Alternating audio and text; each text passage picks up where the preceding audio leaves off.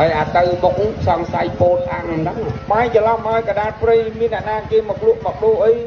ណាបាយច្រឡំហើយណាខាងនោះចកាអាលឹកគេដឹងអីនោះចកាអាលឹកឯនឹងកាន់ទូរស័ព្ទសិត iPhone អីហ្នឹង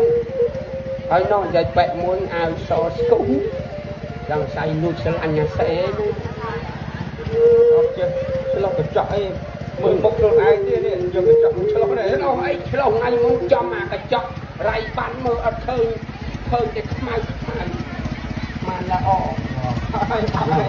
មុខឡើងជ្រួញដល់ហើយថ្ងៃណាគេឆ្លាញ់មកឯងទេមុខជ្រួញមានគ្រាន់អត់ទៅបើយើងមានវត្តមានទៅមុខជួយតែបងអូតែបង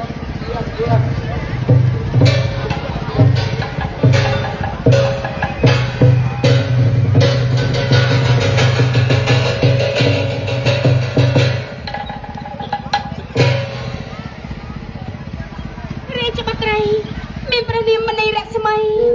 សប្បាយរីករាយនៅក្នុងប្រទេសណាមិនដែលខ្វាយខ្វល់